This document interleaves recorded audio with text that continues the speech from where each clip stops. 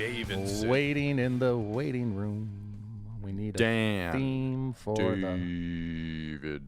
This is a theme for the waiting room. Hello. For the waiting room. We've got a Dan theme. Davidson. We need a theme for the waiting room. The building. Well, you guys got a backdrop and everything. Maybe. It might just be a big green wall. It's just an illusion. I know. I like a good illusion. How's it going, man? Oh, that's less impressive, guys. Oh. There it is. There, we got to set the bar a little lower off the get-go. Now we can know where to go. I like it.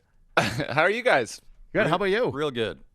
Everything is hunky-dory over here. I'm just playing guitar, getting ready to figure out how to play these songs live. Nice. Get on the tour. And is this a home studio that you're in right now? Yeah, this is what I like to call Studio B. I have my real studio downtown, but this is like down in the basement here at my house, just pajama studio. And is this in Edmonton? This is in St. Albert, Alberta. Oh, in Nice. St. Albert. Okay, Okay, nice. very cool, very cool. Right on. Home Yeah. of the Grant Fuhr Arena? Is that St. Oh, Albert? no, that'd be Spruce Grove. Spruce Grove, right. Okay. We're There it Mark is. Messier over here. Right. It's, Oh, you know, Moose. That's right. It's the Moose. That's right. Pretty close. I got my Edmonton burbs all confused. So what's the process for you in figuring out how to play your music live? Well, it's so funny because there's 3 guitar players in the band. Like I play most of the set, but it's just first of all figuring out who's going to play what, and then figuring out what I can play and sing at the same time without screwing up. And yeah, so it's a little bit of a process, and then it's like going through and making sure all your sounds are right for the different songs. Like I got this crazy digital amp modeler thing that I use, so I don't really need an amp on stage, but I have to go through each song and like program it perfectly so it sounds like guitar. Now, was there any road testing of these? Because you had been playing a lot of shows over the summer, so have you snuck a few of them in here and there? Yeah, we've been playing the current single, He Met a Girl. We've been playing that one lots. And If These Streets Could Talk, we've played a couple times. I think that's it, just the 2 of them so far, wow. but we're sneaking in another couple on this run here. So it's going to be a little bit of work, but we got rehearsals tonight and tomorrow, so we'll figure it out. How confident are you in the results of this current process when you actually do get to those shows? Like, are you stepping on stage, running through set, and yeah, I figured everything out, I'm totally prepared, or are you still working through it during the tour? It seems like sometimes things change. Like once in rehearsal, it's fine because it's, it just sounds like garbage in a rehearsal room because it's just loud and everyone's standing on top of each other. But when you get on stage and we get our monitors on and everything, you kind of tweak and be like, what we should do tomorrow? You should play this part. I'm not going to play on this song or whatever, things like that. And we just kind of start tweaking that way. And sometimes like when things change for a live version of the song too. Sometimes it's like the recording is nice, but to make it really dynamic live, you got to switch up some parts and experiment a little bit. So yeah, they typically evolve a little bit. But hopefully the goal is to work most of that out in rehearsal and just be feeling like it's riding a bike when you get out there. I'm trying to remember. I just heard an interview with somebody. It was a big band. I want to say it was maybe a Metallica interview or something. But anyways, it's talked about a tour that they went on, and somebody from USA Today came out and reviewed the very first show of the tour. And it was a terrible review. And they were like, don't come out and review the first 2 or 3 shows. It takes a little bit of time to get everything kind of dialed in and working properly. Is that fair, or should it like hit the ground running and the first show should be every bit as polished as the last? That's a good question. I mean, that's the goal for sure, but you don't know until you do. And sometimes you got to get out there and start rolling on it. But yeah, I mean, if it was me, I'd much rather have somebody review the last show after we've done it 20 times. But yeah, it's kind of it's an obsession too, like making a set list and making it flow. We're looking at like BPMs and where the special moments are, and making sure that if we do something that's familiar to the crowd, we're spreading those things out. And so there's an art that goes into making a set, and an intro is so important, and interludes, and like crowd participation moments, and how you end the set, and how you come back to do an encore. It's just like so many little things to plan. What you're gonna say, like that's a huge part. It all looks like it's off the cuff, but I usually have like 1 or 2 words on my set list that point me in the direction of a good thing to say at this point in the show and things like that. Do you tend to like maybe overthink things sometimes? Like with all of that planning and preparation, it feels like there'd be an opportunity to maybe overthink, and you got to step back and go, you know what, this is good. Totally. Yeah, that's a thing. I mean, there used to be a time where I would write like crazy notes and tape them to the stage, and then I would just find like not like jokes wouldn't land and things just felt stiff. So now it's just I'll put like the odd word that's like, yeah, maybe talk about this here. Just like one word that makes my brain go like, oh yeah, this is a good moment for this. But it's nice. It's so nice to be like to have a bit of a guide map, but also to be reactive to what's going on in the room, because it's you got to play off people. You got if something screws up, and you know a lot of people say like nothing can ever go wrong on stage, but I think it's hilarious, and I like to make moments out of those mistakes. Or if I'm not a guy. I'm not a guy that's never fallen off stage before. Own it. Yeah, you got to own it. That's it. You just got to find those ways to make it a moment for the crowd that they felt like they were there too. Did you ever deal with like issues going on stage? Because like based on what I've read about the start of your music career, especially with Tupelo Honey, you guys were playing in front of insane audiences right off the bat. Yeah, like well back then, when the rock band started, I was just I was playing rhythm guitar and doing backup vocals, and so I didn't really have a whole lot of experience being the guy with the microphone at the front of the stage. And I never, like growing up, I hated speaking in class. So it was just I never really liked being the center of attention. But now it's like my entire job, which is completely strange. Yeah, but yeah, there's definitely some fears. I think my first show singing with Tupelo Honey was scary, even though I'd played we'd already done arenas with like Bon Jovi and Shinedown and 3 Days Grace and all these things. But the first time singing was probably 800 people, 600 people, something like that, and it was terrifying because the thing I found out on my very first show is how your voice is like it's a muscle you have to work out, just like at the gym. Like you can't sing for an hour every night without never doing it before. You have to figure out how to do that, and that's been a huge part of my life for the last 10 years is just making sure that you can get through. You have the tools to fix your voice when it sucks, and you have to learn how to roll with it if you're sick. And yeah, it's a whole thing. What were some of the tools that you used, like the difference between getting prepped to go on stage as a guitarist, background vocalist, to how you would get prepped to go on as the front man? Yeah, I mean, I'd never prepped when doing the backup vocals. I would just drink whiskey and go on stage. And and I was just, it was just a lot of yelling. And if I lost my voice, it wasn't the end of the world. But now it's like, if I lose my voice, it's a nightmare. It's like things.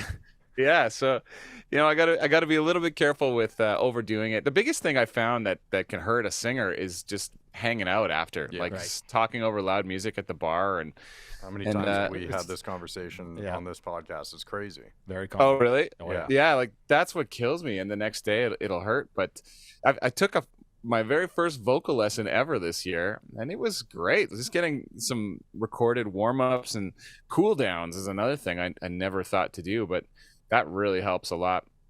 It's funny. It's little things I always thought was just voodoo and like kind of urban legends and old wives' tales kind of things, or have some legitimacy to it, especially warming up and cooling down. But hydrating and sleep, I know it's the worst thing to tell somebody, because how do you, like, I can't control my sleep. I'm the worst sleeper in the world. And it's not very rock and roll either, right? I gotta get my 9 hours. Exactly. Yeah. You do bring up a good point that I don't think about enough, in that, especially at a venue like Bose and Red Deer, there's plenty of opportunity for an artist who's willing to engage with their fans or the attendees before or after the show. For sure. And of course, with that, I think there's tons of fans that would be a little bummed out or disappointed if they didn't get that shot in a venue like Bose. But it is important to remember, often after a set, they're sweaty, tired. Yeah. Who knows how they feel about their set? It's not necessarily always the best time. And like you said, they might actually need some legitimate, like full-on vocal rest. I was going to say, the other thing too is we just learned with a pandemic not that long ago, you want to limit some of those interactions, because you've got X amount of shows still to cover, and have no idea who you've got obligations. You've got obligations. It's funny. Who's giving you pink eye that night? You talk about using the vocal coach and getting into some of those things. It seems like you really have to experience it and realize I need to do this. It's probably been said. People have said it for years. Yeah, you need vocal training. No, but it's something you have to learn on your own. I even think of like Gord Downie towards that last tour that they did. He finally realized to put the scarf around his neck while they were touring to keep his vocal cords warm. Like Gord Downie didn't learn that until their last tour, or start doing that at least until their last tour. So I feel like it's kind of, you just, people will tell you all through your career, take care of it, but until you really learn and go through it. It's like our hearing. Yeah. Oh, totally. Yeah. Hearing is another thing too. And just like, there's so many little factors, like having a bad monitor mix that's either too quiet, so you're singing too loud, or just blasting your head off and then your ears are ringing for a couple days. You know, it's yeah, you know, there's so much to think about, and you can only do so much. But I think a lot of it too is keeping all that in mind, making some good habits, but also just not stressing. Like the more I stress, the more I suck. And that's a thing that you got to get used to, is just like, you can only do what you can do. And then once it's beyond your control, you just got to make the best of it. What about the change in vocal style from singing more rock to country? And I always heard that country is a little bit tougher on the vocal cords than any other genre. I don't think so. I think it was way harder in rock. Yeah. Like tenfold. But yeah, because like country, I'm in the lower part of my range for at least part of the show. And but yeah, I mean, I guess in rock there's a little bit of a give there, because you can be scratchy and just like make it about the energy. And in country, I guess they listen maybe a little bit harder to the vocals. Yep. But I found that, like, you know, it's so funny switching over from Tupelo. I don't feel like we're doing all that much different. Like, and there's two of the guys from Tupelo Honey that are still with me in the country stuff. And yeah, like we feel like nothing's changed in some ways. When I first switched over, I went to go see Dallas Smith play opening for Florida Georgia Line, and we went to his after party, and this is before I even started doing country music, and he was kind of like, "Hey man, what, you should do this. Like it feels the same, and you know, it's like, it's just slap a banjo on the band and change the mix a little bit." And I was like, "Oh, that's interesting." And he's like, "Yeah, man, like, you know, you got the right kind of look and you got the right voice for it." And then I was like, "Yeah, Dan Davidson, that sounds like a pair of jeans. I'll have a Dan Davidson in a size 30. So it just kind of felt natural. And honestly, the more I started writing and performing, I started to fall into something that felt me.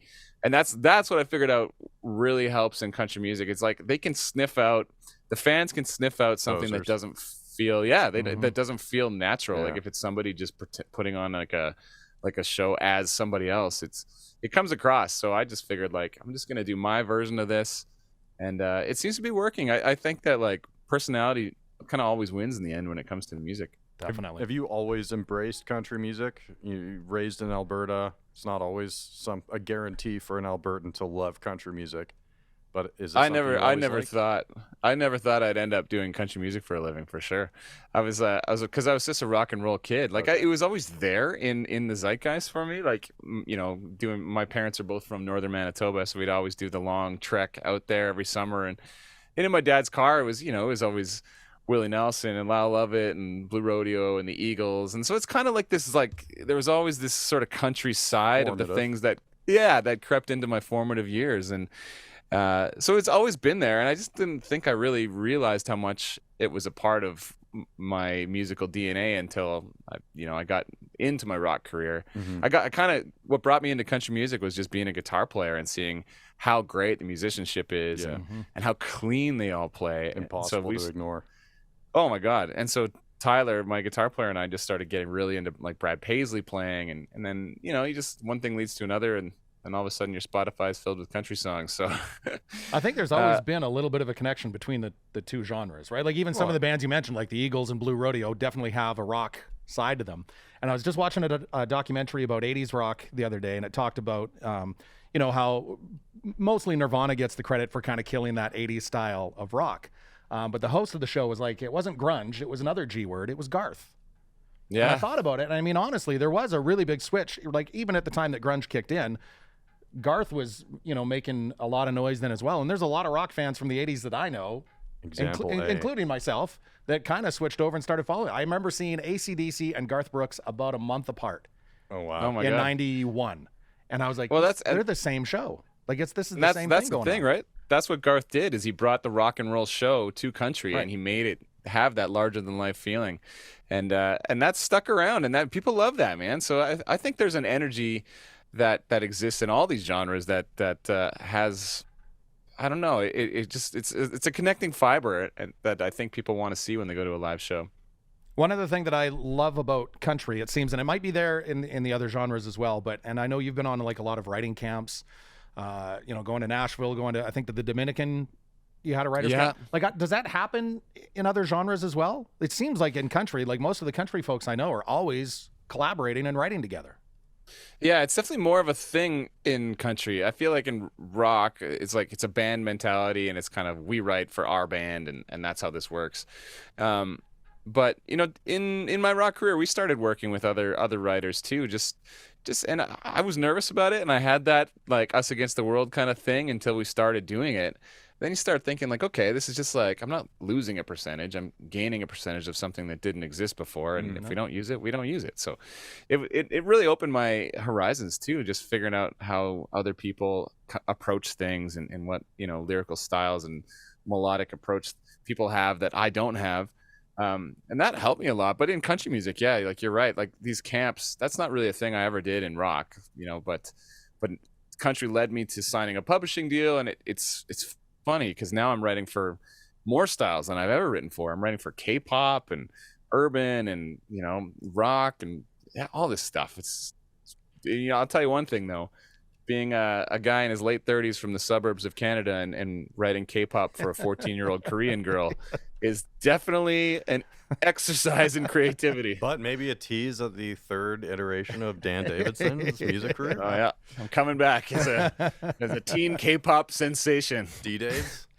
So how much K-pop would we find on your playlist? Yeah, you must have been listening to a lot. It comes in spurts. It's a funny thing. It's like one of these genres where they cram so much music, like so many influences into one song, and there's such like a laundry list of things that have to go in. Like when I get a brief from one of these K-pop labels, it's like we need it has to have some classical music harmony in it, and we have to have a rap section. It's got to have a dance breakdown. It's got to have parts for 5 singers, and it's got to be it's like, oh my god, the chaos pop.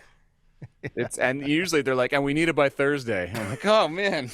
So that's the writer for pitch life. Are we going to hear any of those K-pop tracks on this tour? You know what? I don't think I'm going to put them in the set this time around. But it could be the pump up tune that gets played right before you come on stage, right? Like what the hell? I thought we were at a Dan Davidson show. Hey, he learned Korean really fast. So music has been a career for you for some time now. When you guys put Tupelo Honey together, you were at Grant McEwen in Edmonton? Yeah. I met most of the guys there. And as soon as we got out of school, we just kind of started working on this band. At first, we were the backup band for like a local folk singer and kind of we all hated the music and we just had a good time drinking beers and hanging out. So that led to us kind of writing some stuff. And we won this competition locally in St. Albert. And there was a guy in the audience who booked for a Stage 13, which is, it was the Rock and Roll Big Valley at the time. And so they're like, okay, so you got a 45-minute set in 3 weeks at Stage 13, opening for Vince Neil. How many songs do you have? And we're like, we got 2. So we had to write a set essentially in 3 weeks. And that was like the craziest, hardest working 3 weeks of my life. And we pulled it off. And, from there, we just ended up getting an agent. And this whole thing started. It was a pretty wild ride. Playing wicked venues in Red Deer, like the Zone back in the day. Do you remember the? Oh yeah. Where was the Zone? Center, North End? Center 77 in the North End, which yeah. I think is like a play school or something now. Big difference. Yeah, big difference. Change. What were you studying at Grant McEwen? What was plan A or plan B? It was all music. It was all music. Were there. Cool. We were there to study music, and we did that. And 2 of us came out with diplomas. And not all of us, but yeah, we hit the road for a while, and it was funny. Like studying music was great, and it gave me some foundation and figured out like what I wanted to get out of a music career and how I hated jazz because it was a jazz school. But like I can't tell you how much more I learned just by hanging out with guys that were better players than me and having to do it every day and just like having some discipline. It's like rock and roll university, rock and roll 101. With But the added we did benefit that for of theory. Yeah, Right. exactly. Yeah. Now those writing camps are a lot easier to you than some of those without diplomas, I'm sure. Totally. And walking into the country world now, like all the musicians, all the side guys are just like virtuosos and they all speak that language. You go to Nashville and it's a benefit to be able to pick up things pretty quickly without having to fumble too much. So it's definitely helped me. But between country and rock, I did go back to Grant MacEwan University and got a business degree. Oh, cool. And realized I wasn't quite done with music yet. As my wife sighs. Were you doing jazz guitar at Grant MacEwan? Yeah, it's like a jazz program. So, but I was just like, this isn't the way to make a living. You can't. No, it's not. No, it's not. That's because I tried to do music for university too. And in hindsight, it's like, man, I would have spent the next 10 years behind a timpani or xylophone or a single triangle. Yeah. Just striving for one of, I don't know, 10 amazing orchestras on the continent. That sounds crazy. Awful. Or you're just toiling away in some stinky jazz club on the weekends. But it's funny though, man. Like there's not many schools that focus on contemporary music, but Paul McCartney's got one in Liverpool. It's called the Liverpool Institute of Performing Arts. Oh. And that one's all focused on just contemporary music, pop music. And it's like, that makes sense. You go there and you figure out how to play and make music that the masses want to hear. And that's seems logical to me. Huh, interesting. Now that taking some of that business stuff, I think you've got you really strategized on breaking out outside of Canada, right? Like it feels like you had a definitive plan of what you wanted to do. Yeah, I mean, I was looking at the landscape out there, and Canada's great, always going to be my number one. But I got to stay busy in the off season. I got to make sure that I got lots of fires burning. America is too crazy to take a big swing at without living there and spending 8 months of the year there. It's insane. There's so many people. The industry works a little differently down there, and of course that's the NFL if we're talking in football terms. But I was looking around, and Australia's got a great market that's very similar to Canada. So I kind of started speaking with promo people down there, and they were kind of saying, like, come down here, promote your music, but don't do it unless you're going to commit to being here and being in the market and touring. Right. So I was like, okay, let's do it. And being an independent artist, I can make as many financially irresponsible moves as I want to. But yeah, I gave it a shot for a year. I went down and I've released some music. I'm like, the first song I released went top 10 down there. So wow. It really started something. And, I went down for the second time in August, and it was crazy. Like there's fans singing along to songs they have no business singing along to. And I've already been booked to come back for a third tour in Australia this summer. So yeah, or this spring, I guess. So it's pretty wild. And all the while, it's kind of tinkering around in Europe a little bit too. And Europe's a little different. Like it's people in Europe are country fans because they like line dancing, not the other way around. Oh. I was going to say Australia, I think, has traditionally had a little bit more of a country flavor to it, right? Whereas the UK, you don't think of the UK as a country market. Not especially, no. Like Australia is like parties. Like they're like party people down there. But in the UK, it seems like most of their local artists anyway are very singer-songwritery. Like it's that they're still kind of coming into it, but they have this massive festival called the C2C, which I played last year.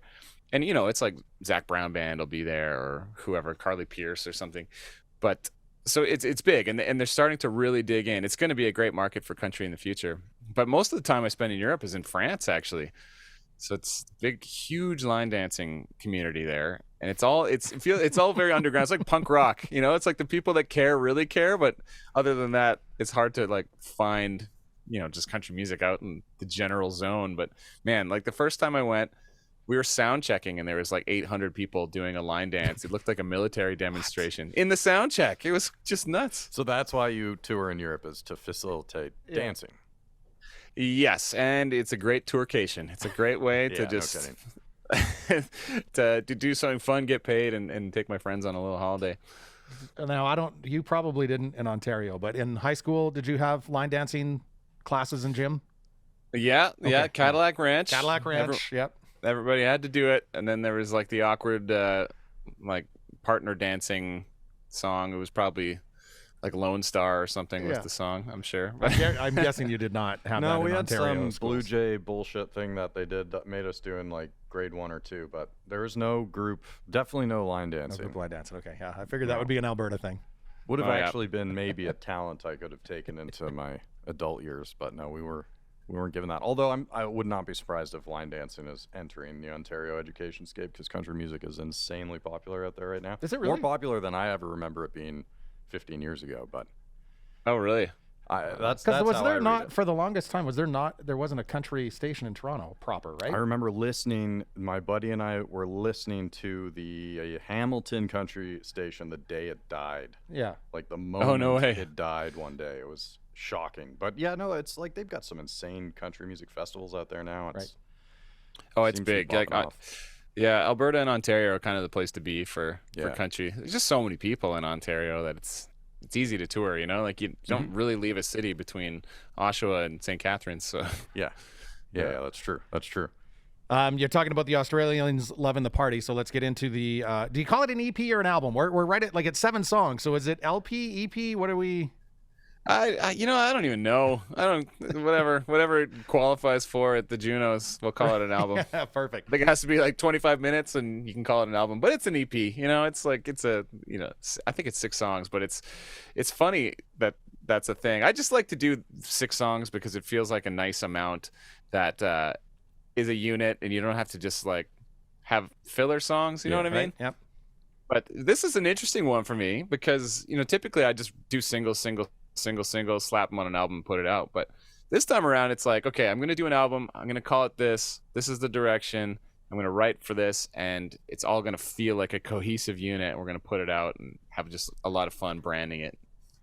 Which it's a very fun album. Very I can just imagine the old bush parties we used to have around Didsbury, and it's on in the background, and everybody's dancing around the fires and everything like that. The one thing, it's 1980 something. This is just an observation, not a critique at all whatsoever. What are we But hiding? 1980 something, there's not like a real, true hair metal style ballad.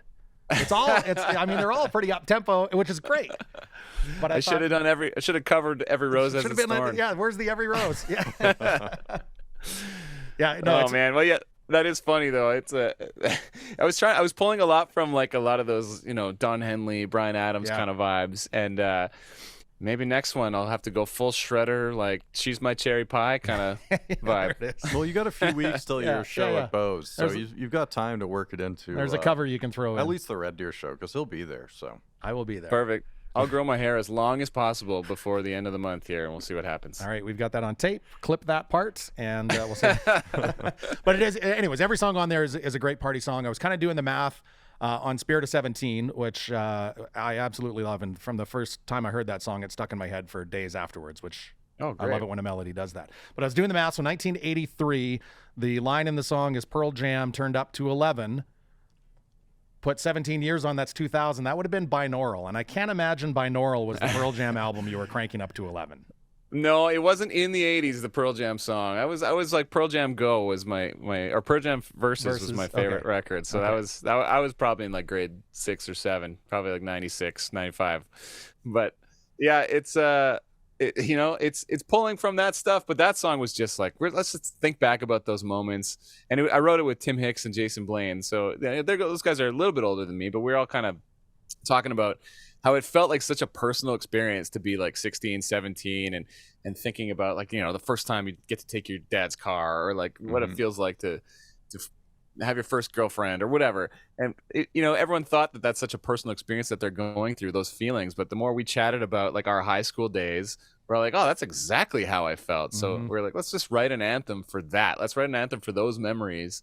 And, it just feels like you're flipping back in your old yearbook or something like that. that must have been fun. It's, I love that kind of stuff. And there's something about music that I always like. Pearl Jam is a great example. Every time I hear that, I can see a place, I can remember a time very clearly, and a feeling of being whatever age that was. And that's what we were chasing on this, is just finding a way to capture that, because I love that feeling. I love those happy, nostalgic vibes that a song can bring you. Those rare moments where you hear a song, or someone mentions a band that you haven't thought of in years and years and years, maybe even since you were a teenager discovering music. Yeah. Those are crazy, crazy moments. As rare as they happen. It happened to me recently where I heard a song that I have not thought of in well over a decade. And then that helped me with my next 2 hours. Then Totally. Then the rabbit hole. Then you're gone for a while. And some of that happened to me recently. Do you remember that song "In the Meantime" by Space Hog? Yeah. Yeah, I heard that somewhere, and I was like, "Oh my god, this Yeah.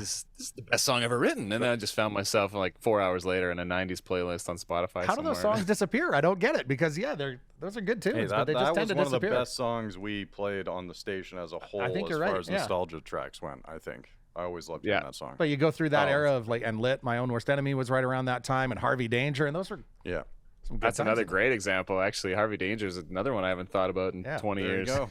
But you have rehearsal to do. You got to figure out how to make these songs live I- tracks. I- No Harvey Danger. I feel a 90s montage coming on Yeah, to the and- set.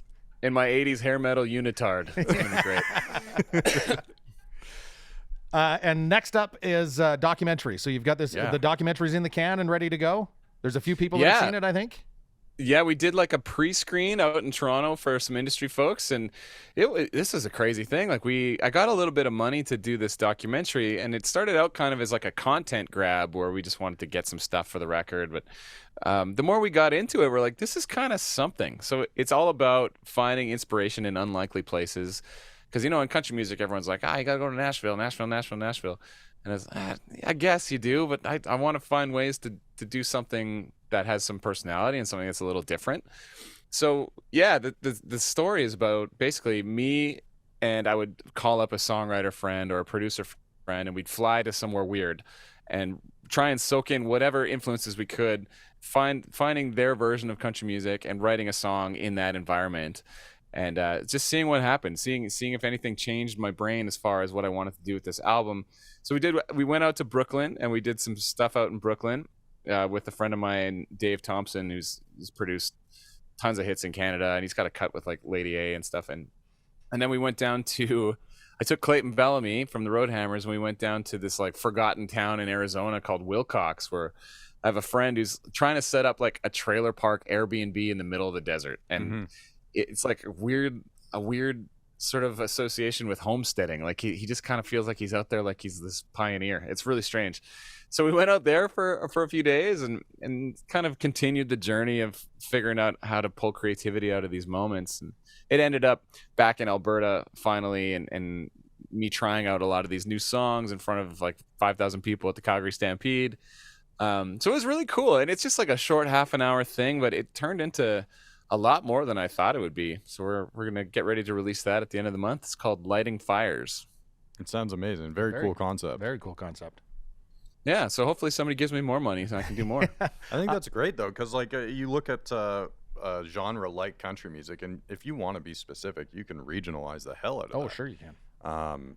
And if you're not educated, you could surely say it only deserves to remain in the Americas. But I mean, at the end of the day, you could probably find any culture and generate a country sounding song based on not just their culture, but their own music habits and traditions. Yeah, I mean, the original concept is we were going to do this in the UK and Australia and stuff, but obviously the budget didn't allow that. But I think it's interesting, though. It's fun to talk to people and figure out what the connecting fibers are of, what the country values are. And, essentially it's American folk music, but I think there's a version of that no matter where you go. So it was fun to try and figure it out, and it did actually change it made me ask myself a lot of hard questions about this record. Like, am I pushing too far? Is this too weird to brand this as an 80s thing? And but at the end of the day, like, I found a lot of reassurance just playing the songs, just getting in front of people and seeing what they thought about it, and it ended up kind of just reaffirming my creative choices, and felt great. And where's it going to be available when it comes out? I think we're gonna get it out online. Like we might do some screening parties in some local markets just for fun. But it's gonna be mostly on YouTube, and we're gonna be cutting it up and putting it into little chunks on Instagram and TikTok and things like that too. It's funny you bring up the another content piece, and I just saw, I think it was something that I think Gord Bamford had shared it on his page. I don't know if you saw it within the last week, but it was from another artist who had talked about the challenge of coming up with content consistently and all the time, and how hard that is on artists, and how you do need to take that step back and just get away to be creative again. Is that like, would you agree with that? How draining it is to constantly be churning stuff out to stay, kind of in the forefront and on top of people's minds? Yeah, I read that post actually, and I couldn't agree more. Like I think that it is weird that people are just putting out more content instead of better content. And I guess I have a bit of a problem with TikTok for that. It's just, I don't know. There's just a lot of noise out there now, and it's hard to cut through, and you have to participate in it. I mean, we can't just not, or else you're just going to get left in the dust. But yeah, I find it hard, like just making my attitude not bitter towards the change in the landscape, because it happens, right? Like generationally, that's a thing that the artists are always going to have to deal with. But at the same time, I do agree with the principle that I would way rather it be better music and better content and art out there rather than just more, because it's the world we're living in, for sure. It's a shame. It's an impossible race. Well, it's impossible, totally. And if you want to do it effectively, then you turn into a robot. You have to have a post of this kind on this day between these hours. And it's not just, 5, you think 6, 7 days a week if you want this thing to trust your product and promote it more. And a lot of the people who are doing it, like yourself, are independent. So it's not like there is a massive team behind it that can go and throw all that stuff. Like, you have to do it. Yeah, and it's that's why I guess you see so many young people just exploding for a song and then going away, is because they have the time to do it. Like, I've got so much stuff to manage in my career that I can't just be sitting there doing that all day long, because I honestly just don't have the time to do it. But yeah, it's a funny game. It's just, like I was saying before, just trying to lean into the personality side of things and hope that kind of carries some weight and do what you can do. But yeah, it's frustrating for sure. There's a few people out there that get super famous, and I'm just like, that's what kids care about, hey? For a very short amount of time. Yeah, and then they're going to go care about something else, right? So it's a tough thing to kind of maneuver. You do a great job of it. I mean, your personality is so fun. So all the stuff you're throwing out there is just, it always puts a smile on my face. So I respect the hell out of that perspective too. Yeah, it's super refreshing. There's no hint of bitterness in there at all whatsoever. You can tell, like, again, Dan's the type of guy I'd like to go sit down and have a beer with, and we just probably have a good chat. November 27th. November 27th. We can have that beer. Bar and Stage. Oh, speaking of Bose, one of the things I wanted to ask you about was you were just here for the Canadian National Anthem contest. I got to judge that whole thing. That's right. What's that like? I mean, is there a harder song in the world to do than your own anthem? Yeah, the American anthem is the hardest anthem to sing. I got a story for you about that. I used to be the backup anthem singer for the Oilers, so I did like 10 or 12 games or something. But the first time I ever did the American anthem, it was against the Penguins, I think. And like Connor McDavid was behind me, Sidney Crosby's in front of me. And the song started, and it was like I screwed up in the sound check. They never give you a sound check, but they gave me a sound check that day, and I screwed it up. So I was just like living in my head for hours, just like, I'm going to screw this up. This is going to be the worst day of my life. I'm going to be on Sportsnet forever. And I went and started singing the oh say, and then I came to, like, my head just fuzzed out, and I came to, and I was finishing "Oh Canada," and I was like, oh God, did I get any of this right? And apparently everybody loved it. It was fine. Like, the thing with the anthem is, there is no, when you're singing an anthem at a hockey game, there is no upside. Like, you either sing it and you sang it well enough that people forget you right away and the game starts. That's the ultimate goal. Right. Or you screw it up and you're on Sportsnet for the rest of your life. Yeah. Or something miraculous happens, your mic stops working, and the crowd just has to take over for you. Yeah. And then you look like Get a hero moment for out some of it. reason. So how did the contestants do at Bose? How do you judge on that kind of thing? They did great. Well, everybody sang a couple songs, and then we picked 3 people to sing the O Canada part, that competition. And there were so many great local singers down there, man. Like, I was really impressed with some of the people that came out. I think in the end it was Ryan Lanois, formerly from the Boom Chukka Boys, and Quinn River, I think. She's a young girl, really promising. I think she could be something really great. And then who was the other one? Lindsay Butler, and she's kind of got this like old world. She's like a real country girl. So they all get a chance to sing an anthem at the CFR. And yeah, man, I just had a good time. I hadn't been down to Bose, so they asked me to come down and judge, and I wanted to see the venue and cool. and meet Brennan down there. And we just had a great night. The food is awesome. The place looks great. I got a chance to scope out the stage a little bit where we're going to be on the 27th, and it's going to be a good time. It's an awesome spot you guys have. It's going to look we're very lucky. It's going to look even better by the time you're here, because Christmas is about to throw up all over that room. It'll be fully decked out. I'm sure you were told. Oh, I heard it's a big thing down there, hey? Yeah, it's pretty cool. It's big is an understatement. Yeah. Yeah. Okay, well, now I'm super curious. Now you're prepared. Yeah, maybe throw in a little Christmas montage into that. So we need a 90s montage, Yeah. maybe a little Christmas montage, and then Christmas, start with the K-pop. 90s, 80s Oh, man. Christmas. K-pop, Got a and lot. maybe mix them all together. Yeah, Okay, maybe. you've got your work cut out for you, Dan. That's a lot of homework. I got to get down to it here. All right, we look forward to seeing you in a couple weeks here in Red Deer. All right, guys. Well, thanks so much for the chat. It was great to hang today. Thanks for hanging out, dude. Nice to meet you. All right, you too. We'll talk soon. Peace. See you, man. See ya.